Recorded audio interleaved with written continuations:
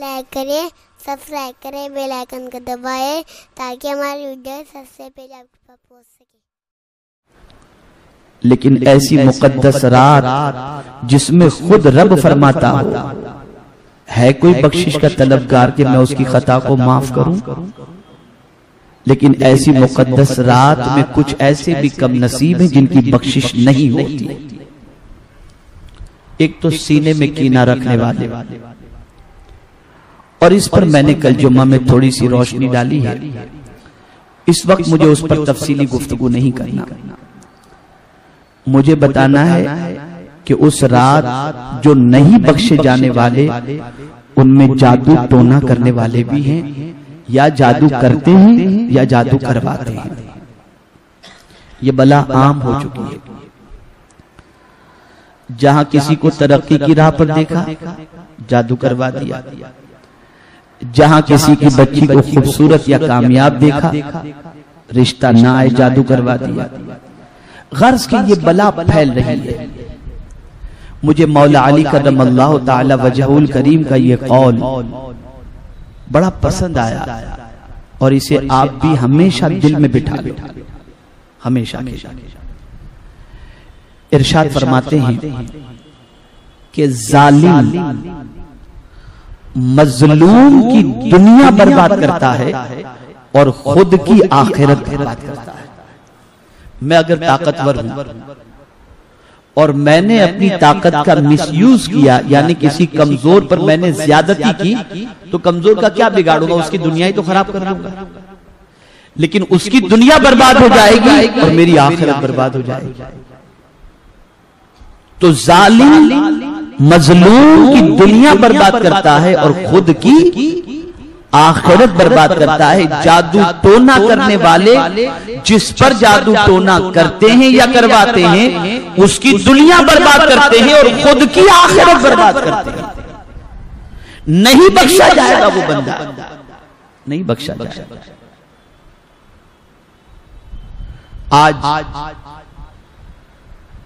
مسلسل ہم دیکھ رہے ہیں، سوسائٹی میں جی رہے ہیں، واقعات ہمارے سامنے آتے ہیں، پریشان حالوں کے معاملات آتے ہیں۔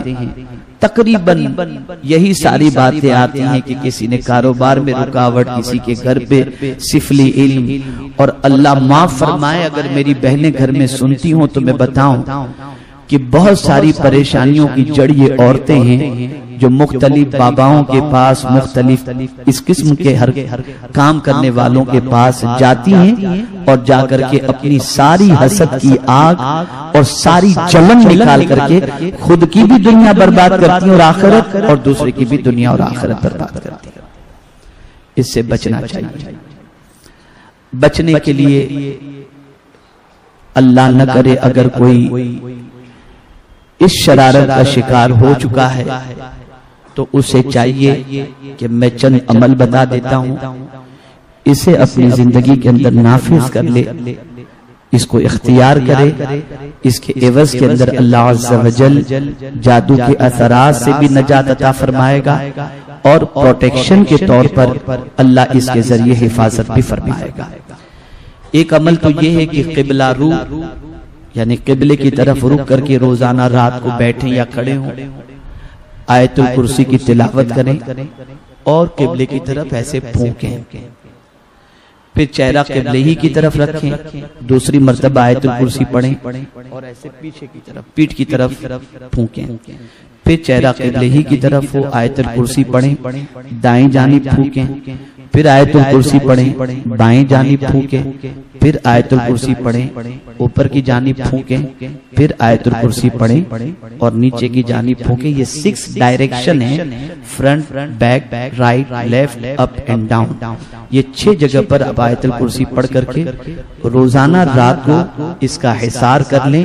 اللہ نہ کرے کوئی شرارت کر رہا ہو تو وہ شرارت پلٹ کر اسی کی طرف جائے گی، اور آیت الکرسی کی برکت سے اللہ کی حفاظت فرمائے گا۔ ام المؤمنین حضرت عائشہ صدیقہ رضی اللہ تعالی عنہا آقا کریم صلی اللہ علیہ وسلم کے معمولات کو بتاتی ہیں۔ ارشاد فرماتی ہیں کہ رسول اعظم صلی اللہ تعالی علیہ وسلم رات کو سونے سے پہلے چت لیٹتے اسٹریٹ اور سورہ اخلاص، سورہ فلق اور سورہ ناس کی تلاوت کرتے، اور تلاوت کرنے کے بعد اپنے دونوں ہاتھ پر سرکار صلی اللہ علیہ وسلم پھونکتے، اور اس کے بعد جہاں تک حضور صلی اللہ علیہ وسلم کا ہاتھ پہنچتا وہاں تک سرکار صلی اللہ علیہ وسلم اپنے ہاتھ کو پھیر لیا کرتے۔ اس عمل پر سرکار کی مداومت کا عالم یعنی ہمیشگی کا عالم یہ تھا کہ جب سرکار صلی اللہ علیہ وسلم سخت علیم ہوئے اور آپ کے جسم مبارک کے اندر کمزوری زیادہ بظاہر محسوس ہونے لگی تو ام المؤمنین کے ہاتھوں پر سرکار پڑھ کر کے پھونکتے، اور ام المؤمنین حضرت عائشہ صدیقہ حضور صلی اللہ علیہ وسلم کے جسم اطہر پر اپنا ہاتھ پھیر دیا کرتی تھی۔ اس عمل کو کریں، اسے معوذتین کہتے ہیں، اس کا بڑا فائدہ ہے۔ میں آپ سے گزارش کروں گا میرے پیارے آقا صلی اللہ علیہ وسلم کے پیارے دیوانوں، شب برات فضول ٹائم پاس کرنے کی بجائے آپ عبادت میں گزاریں۔ الحمدللہ سنی دعوت اسلامی کی جانب سے جس طرح سے شب معراج کے موقع پر یہاں پر اجتماع کا انعقاد کیا گیا تھا اور آپ بڑی تعداد میں ماشاءاللہ تشریف لائے تھے، تو ہم نے یہ سوچا کہ کیوں نہ شب برات کے موقع پر بھی اجتماع کا انعقاد کیا جائے۔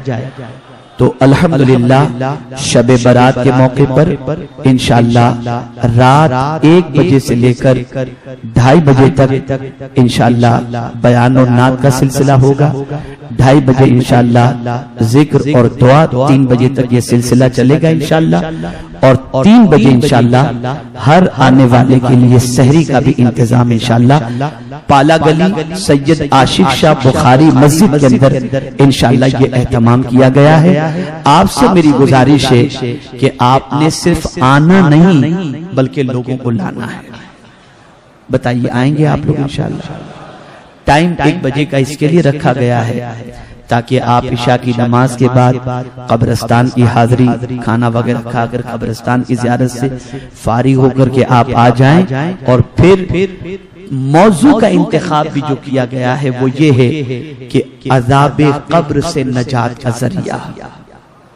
قبر پہلی منزل ہے، اگر بندہ وہاں سے خیریت سے گزر گیا تو آگے سب انشاءاللہ آسان ہی آسان رہے گا۔ قبر جو کیڑے مکوڑوں کا گھر ہے، جو پہلی منزل ہے، میرے پیارے آقا صلی اللہ علیہ وسلم کے پیارے دیوانوں، وہ کون سے اعمال ہیں جسے اختیار کرنے کی وجہ سے اللہ قبر کے عذاب سے نجات عطا فرماتا ہے؟ وہ اعمال بتائے جائیں گے، وہ چیزیں بتائی جائیں گی۔ میری آپ سے گزارش ہے کہ آپ دوست احباب متعلقین کے ساتھ کثیر تعداد میں تشریف لائیں، آئیں گے انشاءاللہ۔ وقت سے پہلے پہنچیں تاکہ بھرپور گفتگو آپ سن سکیں اور دینی معلومات میں اضافے کے ساتھ ساتھ اللہ عز و جل کی بارگاہ میں مغفرت کی بھیک بھی مانگ سکیں۔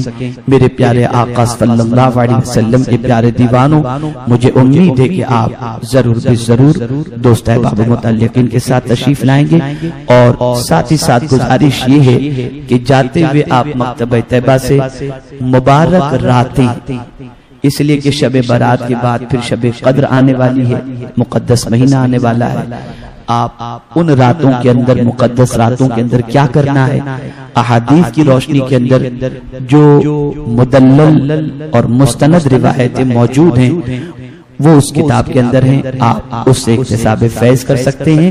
بس میں صرف اتنا کہوں گا کہ اب فکر کرو تو بس ایک ہی بات کی کہ اللہ ہم سب کی مغفرت فرماتے ہیں، ہم سب کی مغفرت فرماتے ہیں۔ یاد رکھو آقا کریم صلی اللہ علیہ وسلم فرماتے ہیں قیامت میں مولا نے اگر کسی کو روک لیا اور پرسش شروع ہوئی، پھنس گیا، پھنس گیا، اور اگر نہیں پوچھا گیا تو میرا مولا بخش دے گا، بخش دے گا۔ اللہ والوں کو کتنی فکر تھی۔ پہلے کے زمانے کے اندر بحری جہاز سے لوگ سفر کرتے تھے، ہوائی جہاز کا دور نہیں تھا۔ ایک بزرگ بحری جہاز سے سفر کر رہے تھے، کنارے پر جہاز لگا، جہاز سے آپ اترے، سامان کچھ نہ تھا، ایک تھیلی تھی۔ جیسے ہی آپ باہر نکلنا چاہ رہے تھے، تفتیش کار نے کہا کہ کہاں جا رہے ہیں؟ کہا باہر جا رہا ہوں۔ کہا سامان؟ کا بس یہی کہا جائے، چھوڑ دیا۔ ان کے پیچھے ایک بندہ آ رہا تھا، اس کے پاس سامان زیادہ تھا۔ کسٹم والوں نے، تفتیش کرنے والوں نے روکا، کہا کیا ہے؟ کھول کے بتاؤ۔ وہ سب بتانے لگے، پریشان ہو گئے وہ کافی دیر کے بعد انہیں چھوڑا۔ تو جب وہ وہاں سے چھڑ کر کے وہ بندہ نکلا تو اس اللہ والے کو دیکھا کہ وہ تو جلدی نکل گئے، ان کی قسمت میں وہ رش کر رہا تھا، دیکھو یہ اللہ والے کتنے اچھے، ان کو کوئی ٹینشن نہیں، کوئی سوال جواب ہی نہیں۔ لیکن جب انہیں دیکھا تو وہ رو رہے تھے، وہ رو رہے تھے۔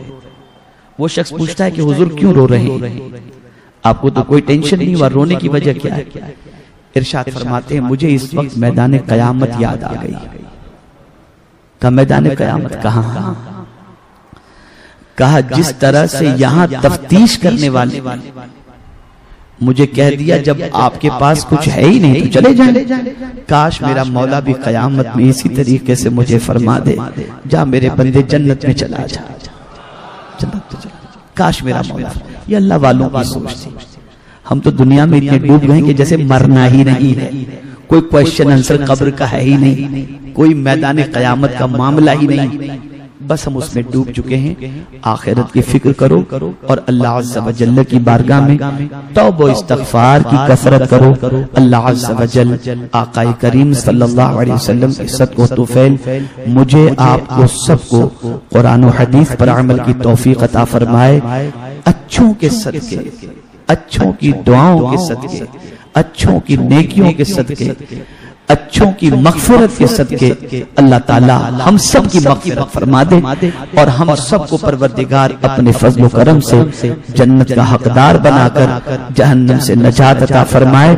ہماری ویڈیو کو لائک شیئر ضرور کریے۔